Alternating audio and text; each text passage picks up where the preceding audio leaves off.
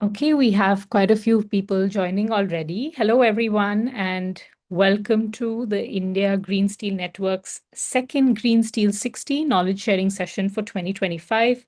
What's working? Lessons from steel companies decarbonizing now. In conversations about steel decarbonization, the spotlight often falls on long-term goals, 2030, 2050, 2070. But today we are focusing on companies that have kickstarted early investments in the production of green iron and steel. We have an excellent lineup of speakers today who are tackling steel decarbonization across two very different geographies and starting points. One, decarbonizing existing operations in India, and another, building a greenfield sustainable iron project in France. Next slide, please. Okay, so before we begin, please introduce yourselves in the Zoom chat with your name, organization, and where you're joining us from. When you're typing in the chat, please be sure to address everyone and not just the host and the panelists so that everyone is able to see your name. Just take a minute to do that.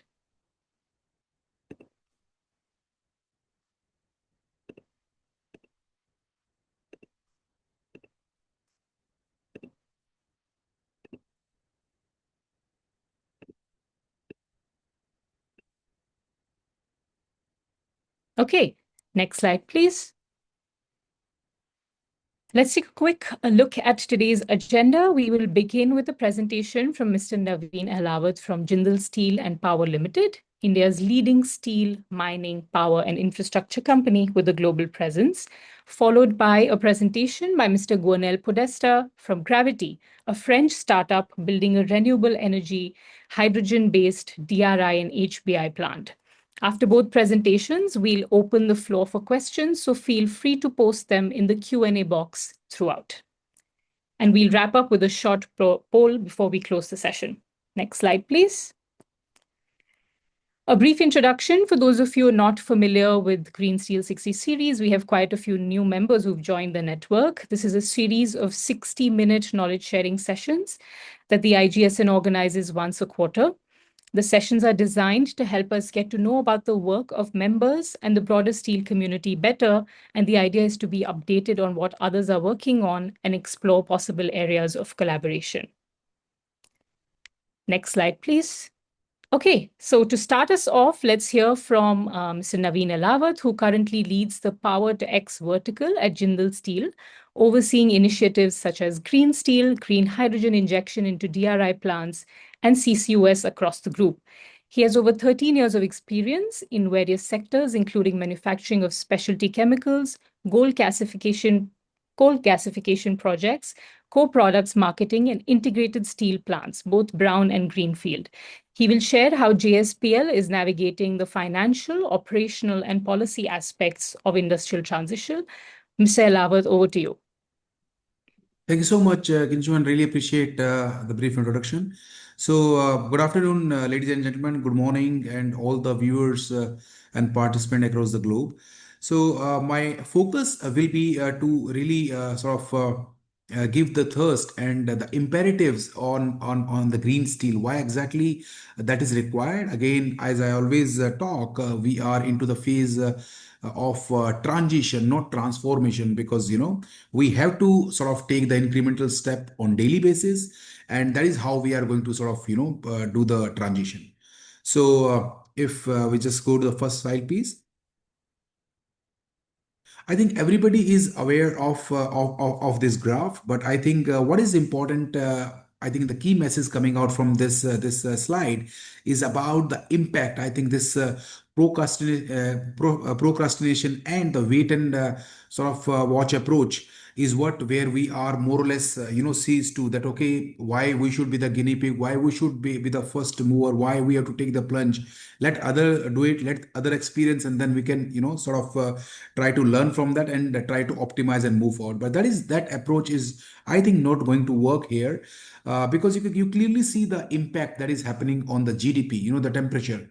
with plus 4 degrees centigrade, you see the GDP shrinking by almost 25%, right? The productivity loss, the overall, that is actually the massive loss that is happening.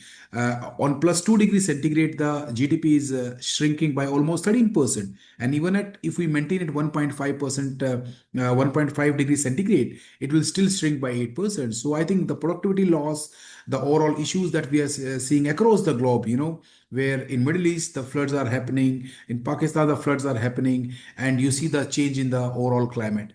Now, if you see on the left hand side, with the existing efforts that we are putting in, if with that effort we are not going to achieve the Paris climate goals that has been stipulated. So we need a major actions. It's basically time to act now, and we have to see the transition. Hard to abate industry has to really lead the change. But apart from that, even the soft to abate or easy to abate industry, they have to also start taking the plunges in terms of meeting their sustainability goals for the company and for the national basically determined contributions, NDCs and NDGs, that we have to see for the country. Next slide, please. You see here the iron and the steel sector, one of the important sector basically for any country to really grow. And it is one of the important ingredients if any country is sort of having ambitions to, basically as part of the overall infrastructure growth, right? Or the countries that are looking to basically to shift from developing countries to the developed countries. Now here, I think one of the important message that is coming out from this slide is the steel contribution globally, to the GDP, global GDP, it is hardly 0.7%, right? Only 0.7%, but the impact in terms of the GHG emissions that is coming from this sector, it is close to 7%. So almost 10 times, right? That's where it calls for our immediate attention, and also the efforts to start doing the transition. Now, on the right hand side, if you see that why it is called hard to abate, why it is difficult to really sort of do the transformation in one day or 1 month, why we are talking about this transition. You see the 70% of the steel that is being manufactured globally, right? That is being done by BF and BOF route, the conventional way of steel making, right? 72% in the world, the steel is being manufactured by this route, right? Followed by 22% by the electric arc furnace through recycled scrap, and 6% through the DRI and electric arc furnace.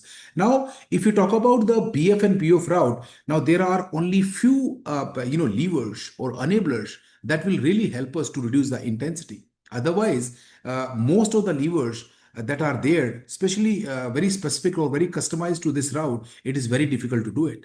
Take example of the blast furnace. Now, blast furnace, we need iron ore, we need coking coal. Now, the CO2 that is coming out on the blast furnace alone, if you see the carbon intensity across this value chain, it is close to, on blast furnace itself, it is close to 65 to 70%, right? Now, how you do the overall abatement of the CO2 coming out of the blast furnace?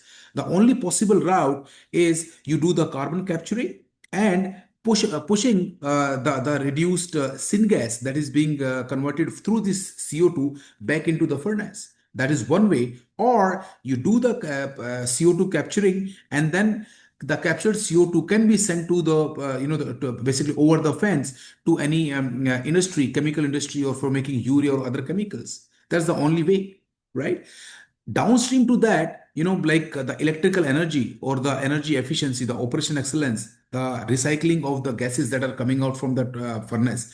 These are the possible other levers that can help the overall carbon intensity. But doing it, taking example, basically worldwide, only few 10 to 15 odd percent, maybe a couple of plants in China. Apart from those plants, no one is really implementing especially the carbon capture utilization around blast furnace, right? So that is where it is becoming so difficult. And the second point is about the energy that is being utilized across this route. Now that is easy to address using the renewable energy, round the clock electricity with the help of solar, wind, batteries, all these possible levers. The price has come down to almost one third, one fourth, making really easy for us to penetrate the low emission electrons into the overall value chain. But That said, the other levers like the carbon capture utilization across blast furnace, it is not so easy to really do it. So that's why it is being said it is hard to abate. Number one. Number two, depending upon the life cycle, depending upon the overall maturity of the blast furnaces. Now, if you talk about India and China, the two Asian countries where both the countries form close to 65 to 70% of the global steel manufacturing capacities, right? Most of the blast furnaces are quite young in these countries. In China, the average life, blast furnace life, basically the cycle is close to 12 to 13 years. In India, it is close to 9 to 10 years, right? And that's where the retirement cost, it is so high that it's very difficult to retire. Whereas in countries like Japan, Korea, where the average life is close to 18, 19 years, 20 years, right? Very difficult, very easy for them to really shift. The replacement cost, it is very, very less. So for them, it is an opportunity. But again, the availability of the scrap coming to the 22% of the overall electric arc route with recycled scrap, coming to that 22%, availability of the scrap is the most, is the number one constraint. Number two constraint is the availability of the round the clock low carbon intensive electrons. Because in countries like Japan and Korea, because of the paucity of the land, solar is pretty okay. But so far as the wind is concerned, they are not able to really utilize it because of the paucity of the land, right? Because the wind farms require a lot of land to really put it. So that is where the issues is round the clock availability of low carbon emission electrons hinders basically the technology, basically implementation for the EF route with recycled scrap. Next slide, please.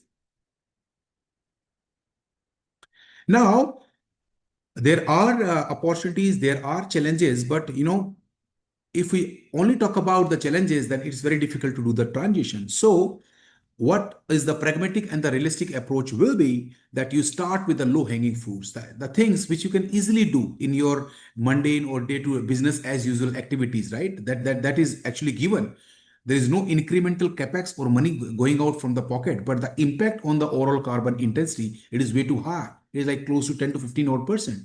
So let's take the on the as is processes, existing processes. You see, circularity is one of the most important lever. Efficiency, I've spoken about the operational efficiencies, energy efficiencies, operational efficiency like converting waste to wealth, right? All your flue gases, all your temperature calorie gases, high temperature calorie gases, or the BF gases, BF gases, coke oven gases. You can use all these gases as fuel, or the moment we start valorizing these gases into power or to chemicals, it can really add a lot of value. And classic example of operational excellence, using variable frequency drives to reduce your carbon intensity, using IoT, digitalization, how you can consume less. All this will have an impact on the consumption. When you consume less and produce the same quantity, ultimately you are actually doing the resource efficiency, bringing the resource efficiency, and also it will, when you consume less, the impact, the carbon intensity will automatically come down. And these are the things that we can easily do. Avoiding waste of steams, energy, leakages of so many, basically steams and, basically electrons. That is where you can sort of start plugging them down, and that will have an impact on your overall carbon intensity. The renewable energy, renewable power has more or less, reached to the maturity. Solar, wind, batteries, the prices have almost come down by one third, one fourth, and penetration of renewable energy or power into the steel operation to power our steel operation, it is one of the easiest low hanging fruit, where it will start reducing our carbon intensity by 15 to 20 odd percent.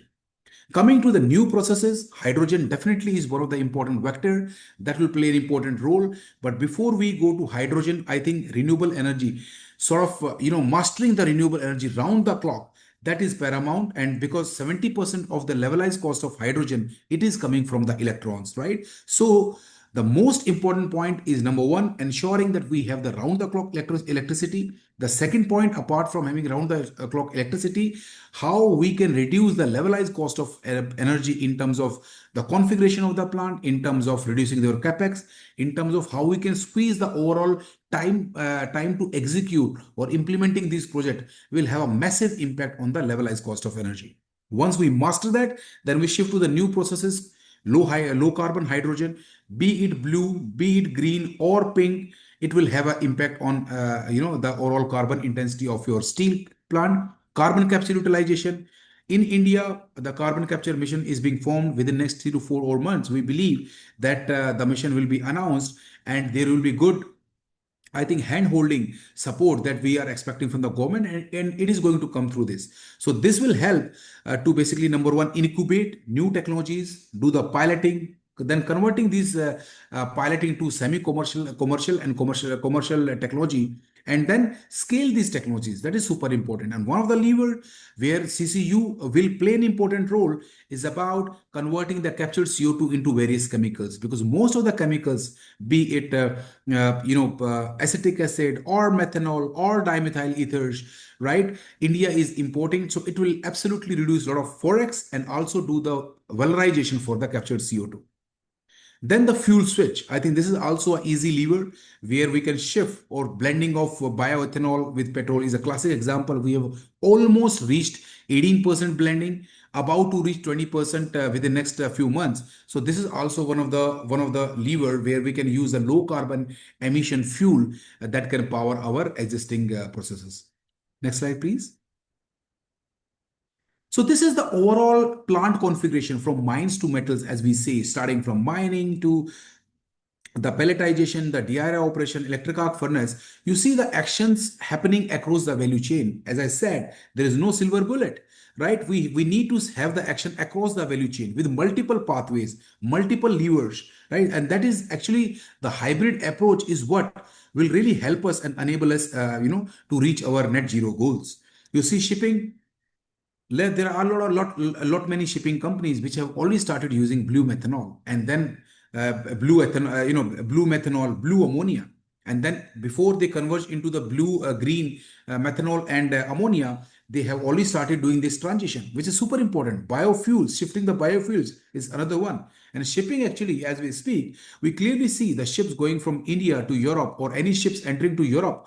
Now, no more they can do the basically, they will pay a penalty and then they get away. They have to do a proper offsetting. They have to ensure that whatever carbon has been emitted through during the journey or during the transportation, it has to be clearly offsetted by buying the credits. So this has become a new norm now, and that's why it is important that offsetting the carbon intensity by carbon credits. It is one way. Second way is how you can start doing the transition. There are engines available now which can easily run on blue or green methanol, and then before these things will be converged into the blue and the green, it will start, you to start sort of warming up, because this is actually, it will become an imperative if we don't use it right now. Yeah, so all the shipping companies, they have started converting or doing the transition to these new fuels as we talk. Then you see the renewable energy. I think I've spoken about the renewable energy, one of the easiest low-hanging fruit, which we can start deploying into our operations. Then biosyngas is another one where you do the gasification, biomass gasification, make syngas and use that syngas into your operation, especially in the blast furnace and in your DRI furnaces. Biocoal, biochar is another one which can replace the existing pet coke or anthracite coal in the electric arc furnace or in DRI with that. Carbon capture utilization, I already spoken. The downstream, once you have manufactured the steel, transporting that steel to the ultimate destination of the consumer, that will also require multimodal logistics. And in that multimodal logistics, shipping can definitely, we see a transition there. And on the road as well, we can use electric trucks, and that transition, we are able to see that. Next slide, please. Now, as I said, hydrogen is going to be the key ingredient in green steel or low carbon emission steel manufacturing. But there are complexities. There are some questions that need to be answered before we start sort of zooming into the global or mass deployment of hydrogen. So the first is on the power generation side, as I explained. So the energy mix, the solar wind, how you are going to mix the these two levers, depending upon the geography, depending upon the terrain, depending upon the wind velocity, depending upon the solar intensity. All these are important factors, the capacity factors. These things need to be signed off before we sort of come to the proper energy mix or optimum energy mix between these two. Then the second one is on the electrical infrastructure. Super important, because there's so much of curtailment that is going to happen during daytime, that you will have almost few hours during the day where like there is a zero price for your excess energy, right? So the transmission of these electrons, very very important. How you sort of bring this overall system from islanding mode to putting it into the grid, that is also important. The clip electricity, as I explained, very very important. And in case there are few hours or curtailment that is happening, how we can valorize or use this excess energy. Converting this energy into hydrogen can be an important way to use this, basically very low levelized cost of energy. Electrolyzer plant, different technologies starting from alkaline to PEM to SOEC, low pressure alkaline, high pressure alkaline. All these things are absolutely important. So selection of technology depending upon your use. If there is a stable electricity, alkaline is the way to go. But if there is a fluctuation in the electrons, then probably you have to go for PEM. SOEC, when we talk about the future ready technology, if you have your continuous waste of or low temperature, high temperature calories heat available in a continuous plant like steel, nuclear energy, or refineries, you have so many waste streams, then SOEC can probably the best choice. And the sale of byproducts, especially in steel, like when we have this electrolyzer, oxygen is one of the co-product coming out from the electrolyzer, right? We can use this oxygen into our electric arc furnace, in our DRI operation, for other units as well. So that will help us to reduce the or optimize the overall levelized cost of hydrogen, one of the important lever. Because if you talk about in India, basically the levelized cost is hovering around $3.5 to $4 per kg. But if you direct this hydrogen specific to steel industry, then you will get some credits, because you will be using the oxygen coming out from the electrolyzer into your operation. So this is very very important, right? The downstream again, because you have to since we in most of the cases we don't have the around the clock electricity. So what you do with solar, or with wind in combination, you sort of produce excess hydrogen during the daytime, right? And then you produce and then store the hydrogen into the tanks. So below surface, underground surface, caverns, that is super important. So about the storage, what is the best mode or storage to store the hydrogen? Very very important parameter, right? And then the overall steel technologies choices, what kind of technology you want to use for the steel. There are so many technologies available. You want to go DRI route, you want to go BFBF route, or you want to go for the recycled scrap based electric arc furnace route. Next slide please. So now the challenges have been spoken, the issues have been spoken. Now you see there is also the significant progress that most of the steel companies are making, right? The first is about the hydrogen power that we have spoken. So partnership become the main takeaway point from the first part is about the collaboration, the partnership, because the steel companies, iron steel companies, their strength lies in manufacturing of steel and selling the steel, right? So they are not so much into the generation of hydrogen or renewable power. So a strong partnership, if someone can partner with them to give over the fence electrons, over the fence hydrogen, it can be a possible model where the upstream players, the developer, they can focus on generating the electrons and giving hydrogen over the fence, and the steel manufacturer can focus on their operation to optimize the cost and to produce the low carbon emission green steel at the lowest possible cost. Second is availability of the high grade pellets. One of the most important point, if we have to produce green steel, then this is absolutely a paramount. We need a high grade iron ore pellets or iron ore to produce a quality steel or green steel. So access to the iron ore, having partnership, pelletization capacities has to be, the beneficiation plants have to be come up if we have to produce the high grade iron ore pellets or iron.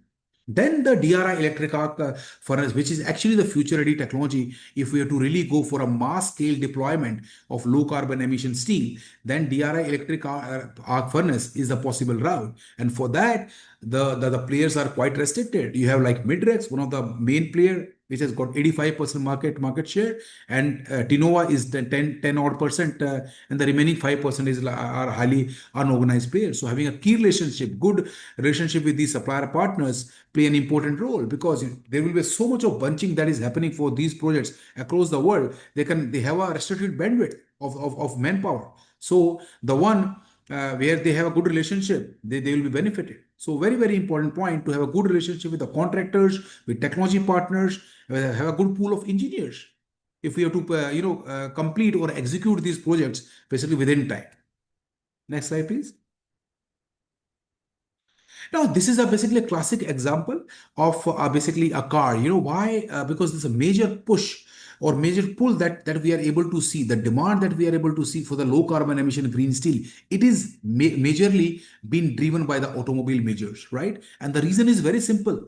They have done a deep dive, they have done a brainstorming, and they have found out that out of 11.5 tons of basically CO2 that is being emitted by a car, 3.9 tons come from aluminium, right? Because you need close to 15 to 20 odd kilos of aluminium in the car, close to 1 ton of steel, that is 2.2 tons of carbon intensity, and the remaining is coming from the plastics and from batteries. Out of this, aluminium not easy to abate because of the CO2 and the power, the kind of the power they require, very difficult. So as the plastic and the batteries. So the easy and the most easiest way to start doing this transition for automobile industry is steel, and that's why they are focusing on steel. They have started all the automobile majors, Volkswagen, Ford to Mercedes, Audis, Porsche.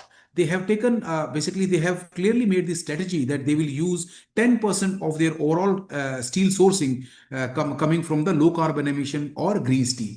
By 2035, they want to increase it to 20%, and so on and so forth. So most of these automotive majors, if you see their sustainability report or their goals in the annual reports, they have taken a pledge to be net zero by 2040, 2045. And if you see that their scope 3 emission, that contributes close to 90% of their overall carbon intensity. And that is where the focus is. Next slide, please. Coming to more motivation about that, yes, this is how the things are in terms of the overall demand of low carbon emission green steel, right? Now, if we talk about the demand is coming majorly from Europe, and in Europe also, like, close to 100 odd million ton is what the demand is coming by 2030. We take the most pessimistic scenario. There will still be a demand of close to 20 odd million tons. Out of 20 million tons, 4 to 5 odd million tons will come from the plants in Europe. And if we exclude this 5 million ton, then close to 25 odd million tons, 25 odd million tons has to come outside Europe. So great opportunity for companies in India, in Middle East, to sort of increase their or maximize their export share via low carbon emission or green steel. Next slide, please. And this is actually one of the important parameters, that what is exactly the final input or the impact on the consumers like you and me. If we buy a car made from low carbon emission green steel, the impact is hardly 1%. So instead of, let's say example, dollar 100, basically if we buy a car made from costing close to 30 odd 1,000 euros, the impact is hardly 300 euros, right? Only 300 euros. So 1%. Coming to the appliances, like if you're buying a washing machine made from low carbon emission steel or green steel, the impact is hardly 30 to 40 euros. We are, considering that the washing machine is costing close to 600 euros. So the impact on the consumer like you and me, who have to really drive the demand, that is hardly 1%. So very easy to take a call. So when there is a impact is so minimum, that's why companies, automobile companies and the appliances company, they are driving this demand in terms of increasing their sourcing of low carbon emission or green steel. Next slide, please.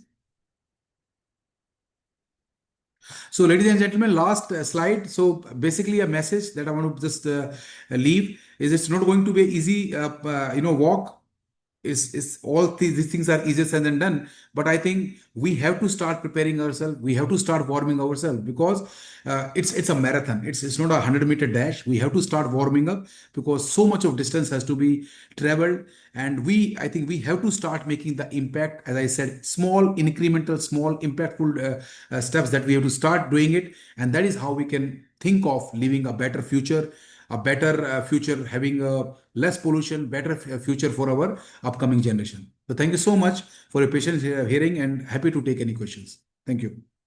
Thank you. Thank you, Mr. Alawat, for that detailed presentation on the different levers for steel decarbonization and especially interesting insight on the replacement cost of blast furnace across different geographies.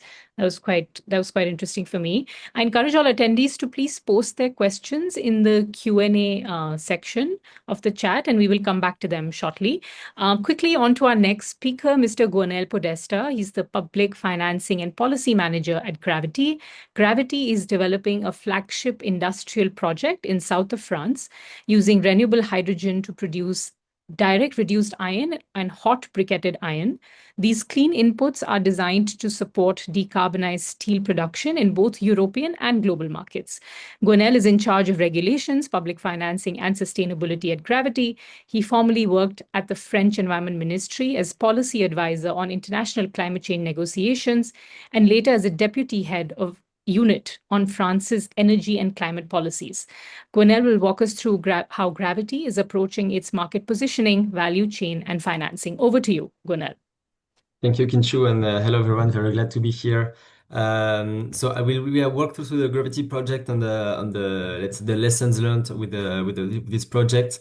So if you move to the next slide about the challenges of steel decarbonization, I won't dwell on that because Mr. Navin made a very good point in his presentation with the trajectory required to get to the objectives of the Paris Agreement. So moving to this next slide, just to talk about GravitHy. So we have been created in 2022, so we're quite a recent industrial company. And basically our ambition is to decarbonize steel production by replacing basically the coal, which is used in the blast furnace through the use of coke, by renewable and low carbon hydrogen. So the idea is that we produce the hydrogen through electrolysis. So we buy the electricity. We're not energy developers, for example, and we use this hydrogen that we produce in the direct reduction plants to make DRI or HBI, and then we can sell this direct reduced iron to steelmakers so that they can use it in electric arc furnace, for example, with scrap to make whatever desired steel is required.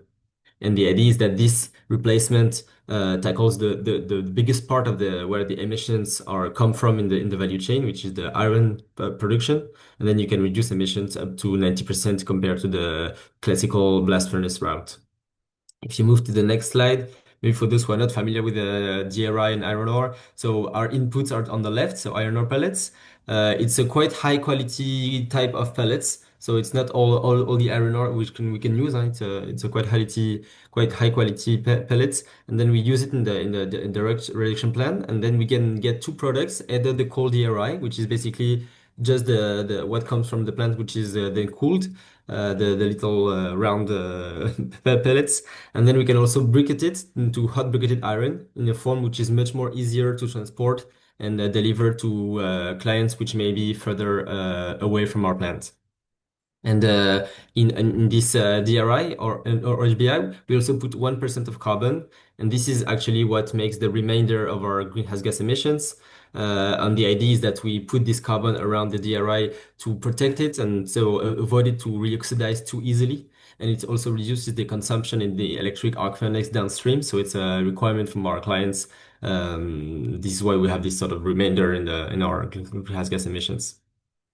But in GravitHy, all of our reducing agent is hydrogen. It's not a blend with methane. It's 100% hydrogen for the reducing agent. Yes, moving on to the next slide. We are a startup, and we have been created by industrial players for industrial players. So it's a bit different than maybe other startups that you have seen. And I think what is interesting is that our shareholders are representative of the value chain.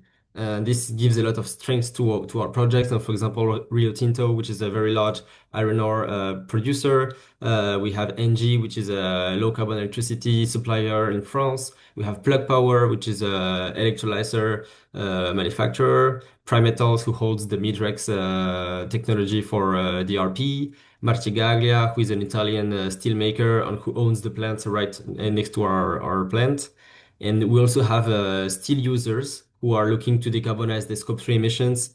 As Mr. Lavigne said with the cars, so for example, we have Forvia, which is an automotive equipment supplier, and who is indeed looking to decarbonize scope 3 emissions, including using HBI and DRI.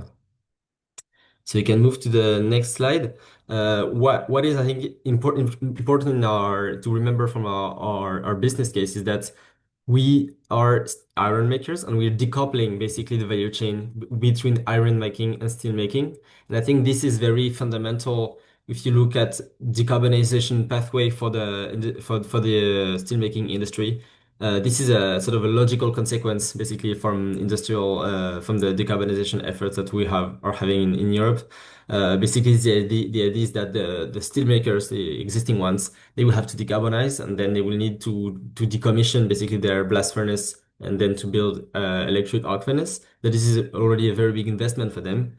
And all of them may not have the necessary either financial means or even the necessary land on their plants to build an additional DRP, direct reduction plant, and maybe not also electrolyzers. So the idea is that this decoupling of the value chain will allow them to accelerate their decarbonization, because then they will be able to focus on what they do the best, so steel making and blending, the DRI with the scrap, making the required quality for steel, and they can just source it from actors like ours, which are located in the places where it's relevant to make low carbon iron making. And basically, the several conditions to have a good location is availability of electricity. Yeah, Mr. Navin talk about it. It's important that there is enough electricity in terms of quantity. It's important that the supply is stable. It's also important that the supply is low carbon. So this has three, let's say, sub-criteria that explain also why we settle in France, which very much these expectations. We need water, which is also something which may be more critical resources as climate change, gets worse. So this is also why the location needs to be very carefully thought of. And the last point is transportation, because of course, if you decouple the value chain, you will need to import the iron ore and to export the HBI to your clients. So you can move to the next couple of slides to get you through the project that we have in Fos-sur-Mer. So it's in the south of France. You can see on the map on the left.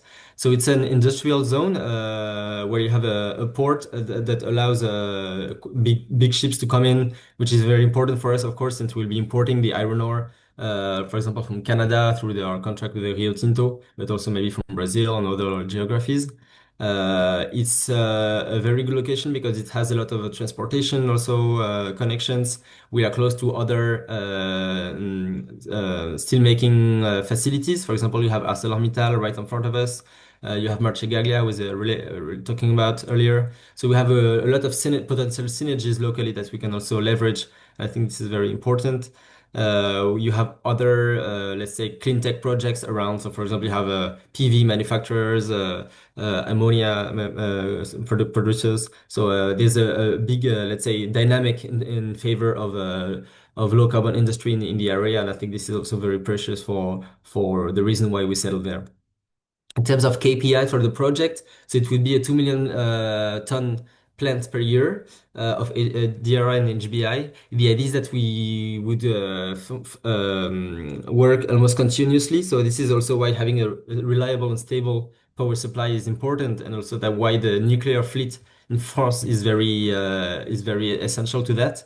So right now, in case you don't know, France exports around 90 to 80 terawatt-hours per year to neighboring countries. So the idea is that if we can use this electricity in France to get a stronger industrial basis, it's better than selling it to others and then buying the final goods. So there's a good case for that. It would be 500 jobs. and a big electricity consumption, of course, since we will have 700 megawatt of electrolyzers. And if you add the rest of the plant, it would be like almost 1 gigawatt of capacity. So a very, very important electricity consumption, and around 2.5 billion euros of investment in terms of capex.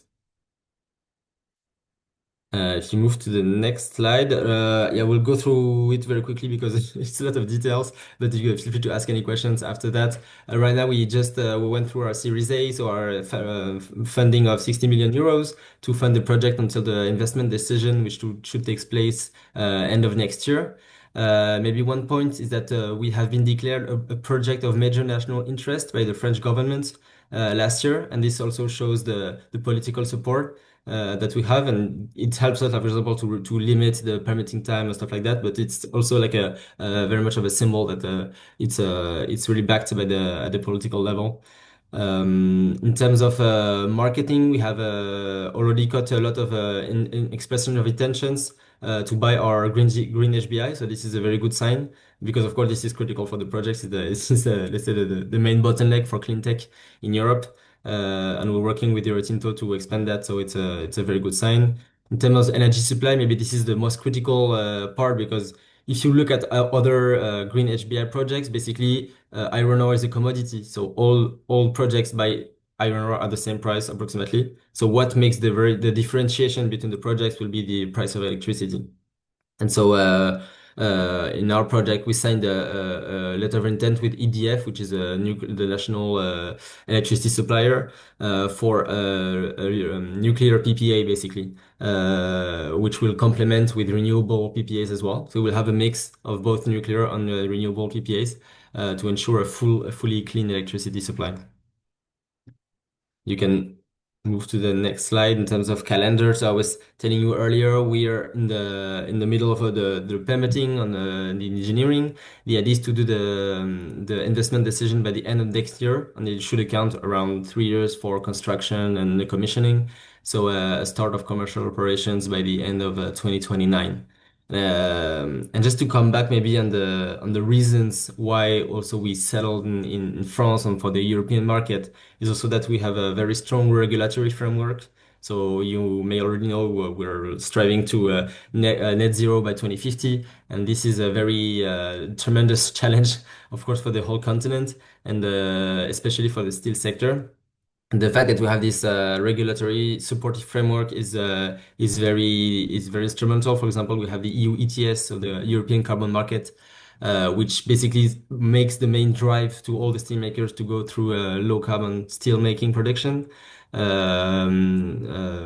This it works actually pretty well. The price is around 70 to 80 euros per ton of CO2.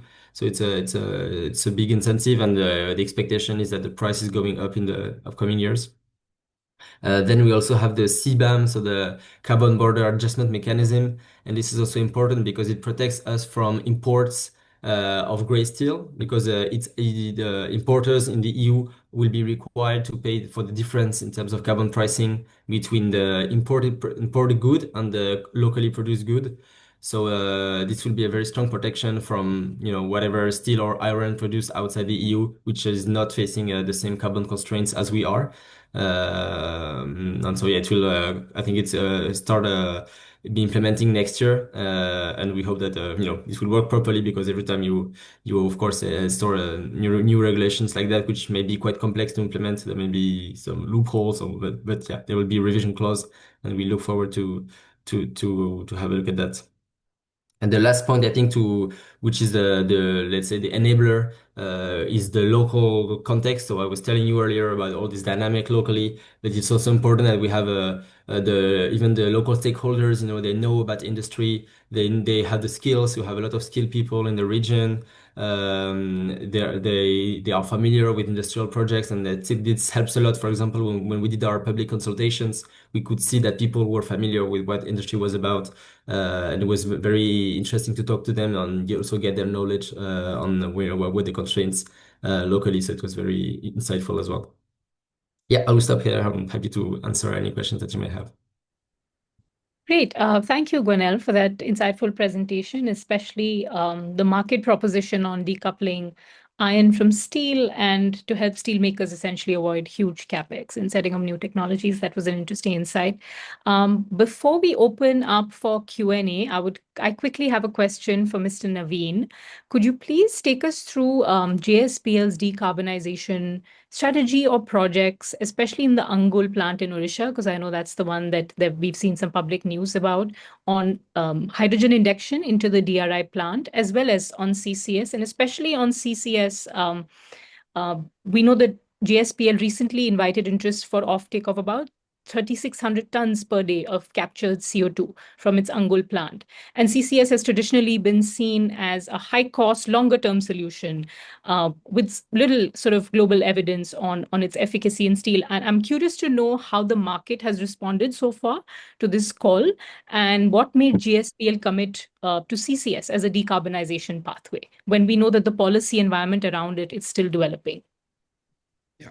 So, great questions. Kashing, let me go one by one. The first one about our plans. See, we want to be as I said, as you know, we have to still see a couple of pull from the market, including basically the support, hand holding from the sovereign government. Basically a lot of things are happening. The first point is about the green hydrogen. One of the imperative is about the lowest levelized cost of energy that will have an impact on the hydrogen. So as I said earlier, $3.5 to $4 per kg is the levelized cost of hydrogen that is actually coming in India.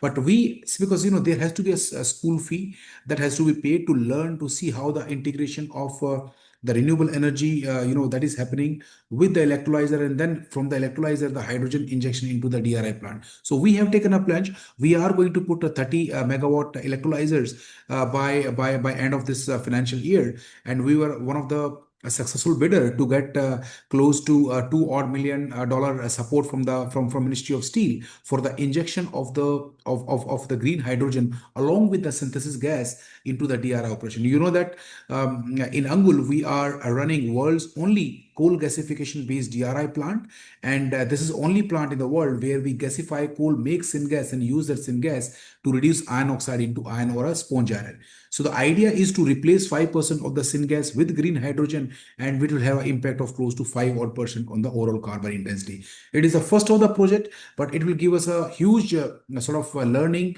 data points in terms of integration, and then scaling up this electrolyzer to 250 odd megawatt is the ultimate goal. But the good thing about the syngas that is being produced by coal gasification is that this gas itself has 55% hydrogen, right? So we are starting from position of strength. It is not that we are starting from 0 coordinates. We are exactly at the midpoint. The idea is how we sort of maximize this 55% hydrogen to 100%. So that's on the hydrogen that we are doing right now. The second point is about the CCS part, CCU, CCS part. Now, S part, storage part, as you have said, India actually has a potential of close to 500 gigatons of permanent storage. But the director of hydrocarbon, they had to come up with so many policies, and the terrain or the corridor where we are operating, most of our plants are in the eastern part of corridor where there is a potential of close to 200 gigatons of CO2 storage. So once this US mission will be announced, there will be so much of hand holding that will be done.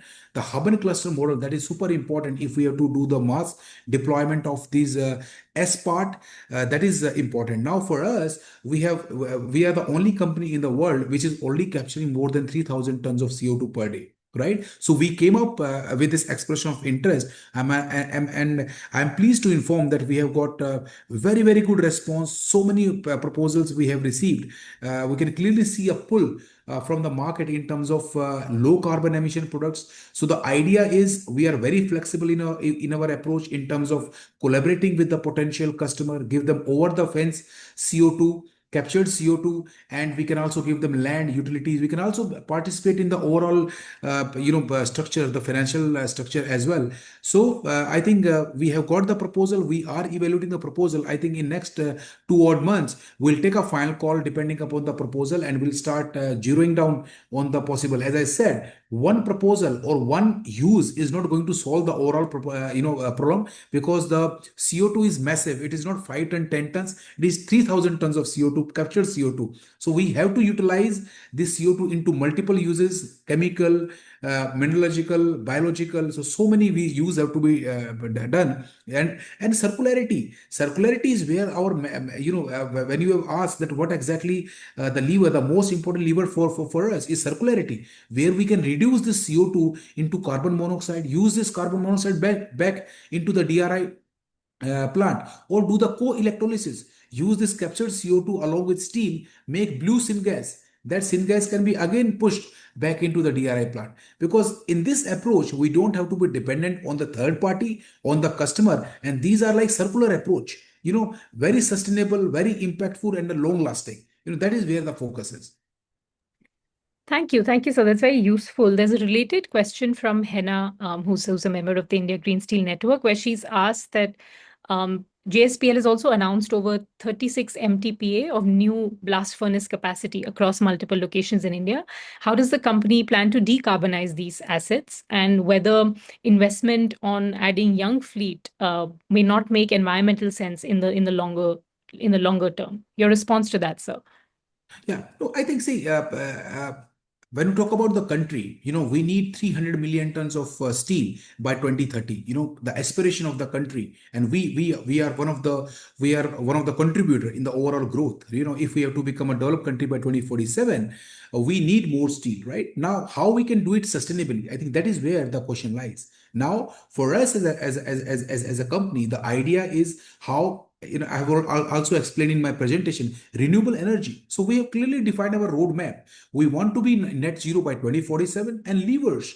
The starting with the low hanging levers or short term is how we can do the bring operation excellence, energy excellence, and that is where the impact is. The maximum focus, our focus is how we use better quality iron ore, how we can beneficiate, how we can use the CO2 that is coming out, how the blast furnaces gases that is coming out, we can use to make power.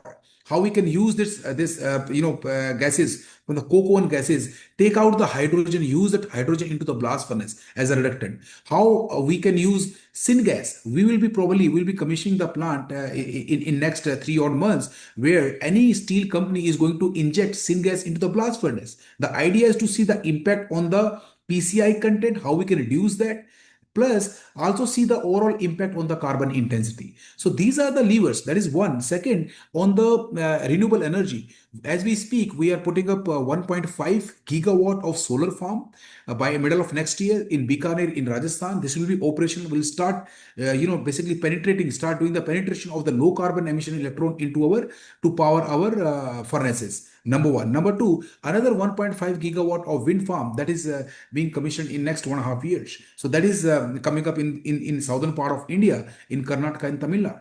Now, with these two plants, plus our focus on nuclear, and I think we derive this inspiration from France, where the overall grid intensity, the overall grid, they have got 85% nuclear, right? So that is also one of the important lever that we are using, and we are going to basically be one of the contributor in the overall growth story that India has taken to add 100 gigawatt of nuclear by 2047, right? And then integrating SOEC as one of the technology to produce a low carbon basically emission hydrogen at a lowest possible cost. So these are the things that we have to do now. Blast furnaces, because if we have to manufacture steel at a mass scale, this is probably the technology that we have, but we have ideas. We are going to implement so many projects on the carbon captures, how we can reduce the basically CO2 intensity around blast furnaces. We are doing a lot of work. We are collaborating with some of the best technologies across the world, and that is the idea that we have envisaged and roadmap as we move forward. Great. One final question for you, Mr. Alawat, before we move to Gwanel. This is a question from Nitish Ranjan, who's asking how DRI electric arc furnace can ensure high-grade iron supply when high-grade iron ore has less than 7% share in global iron ore trade. See, it is not going to have an impact, but I think one of the key input to DRI plant is basically high grade iron ore. So one of the way basically is doing the briquetting. Basically, the iron ore briquetting is one of the thing that Wale has devised. We are also doing a lot of work with a couple of universities in Australia. Curtin University is one of them, where if we can do this briquetting, iron ore briquetting, that is at a sub $10 per ton can have an impact. Number one. Number two, beneficiation can be one of the choice. Where we are also strongly evaluating. The third part is also sort of having a hybrid technology like smelting. On the DRI, basically we produce because India has got a lot of iron ore, but at a lower iron content, 60 to 63%. So we use DRI, make that thing and put into the BOF. What ThyssenKrupp is contemplating and other steel makers are contemplating. So this hybrid technology of smelting can also play an important role. And as we move forward, I think when electrolysis technologies like what Boston Metal is trying to do at a mass scale, once this technology will scalable at a mass scale, I think we can completely go away because as the participants has rightly asked, the percentage, the high grade iron ore is quite restricted, right? So and it is quite less. So there are technologies that are coming up where we can go away with this, because if we focus on only on this constraint, then this transition is not going to happen. So there are technologies around that. I think probably a hybrid kind of a solution is what we are contemplating, and that will be used. Great. Thank you so much, sir, for your detailed responses. Gwenel, a question from you again from Henna on Gravity has announced another plant in Finland. She's asking if the investment decision on it will depend on the success of the plant in France. Yes, exactly. We did announce this project in the north of Finland. Let's say that we have learned from others. So I don't know if you are familiar with the story of Northvolt, which is a big clean tech, in Europe creating batteries. Who went in background? Sorry, I mix the word in English. So they closed down very recently, and one of the reasons for that is that they tried to get to too many places at the same time. Let's say they went upstream the value chain, downstream the value chain, multiple geographies. And so one of the lessons learned for that is that, clean tech, you better show the investor that actually your first project works as it's supposed to before, let's say, moving to other projects. So it's not abandoned, it's just on hold. And as I was saying, the investment decision for the Fos-sur-Mer plant should be end of next year, and then we'll have maybe more capacity and the legitimacy, let's say, to work on this second project. And actually, there were even other location geographies that we have been investigating because there's a massive demand for green DRI in Europe, which is not yet matched by current projects. So there is a big market for that and a lot of replication potential. Great. And another question from me actually on your plans to import high-grade iron ore from outside of the EU. After 2026, as we know, CBAM will start to cover upstream emissions in raw material imports. What cost implications do you see that'll have on your price competitiveness on the final product for both EU and global markets? So yes, our importations of iron ore will be subject to CBAM. So right now we have a contract with IOC, so Iron Ore Canada, from Rio Tinto, basically. It's like a major part of our supply, but not all of it. So until very recently, there was a carbon price in Canada. Let's see how this evolves. But basically, it's true that it makes a competitiveness advantage for those geographies who already have a carbon price compared to others. And then the other essential factor will be what are the embedded emissions within the process. So, for example, in IOC, they have pretty low emissions in mining and pelletizing compared to other geographies. So this is also a competitiveness advantage for them compared to others. But then it's also important, I think, for any projects not to rely on just one supplier. This is why we're also in discussion with other suppliers. for strategic reasons, but also for technical reasons. So for sometimes, the iron ore from Canada, they have too much phosphorus, and those in Brazil, they have too much gangue. So it's good to make their own mix to sort of take the best of all the possible inputs to match our specifications requirements.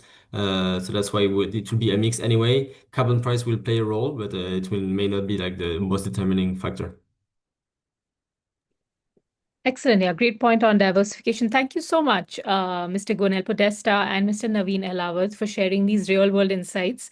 And thank you to our attendees for joining us and for asking excellent questions. I'm sorry we could not get to all of them, but we do have a time limit. But thank you so much, everyone, for joining. Before we close, we'd appreciate if you could take a quick 30-second feedback poll. It'll appear on your screen now.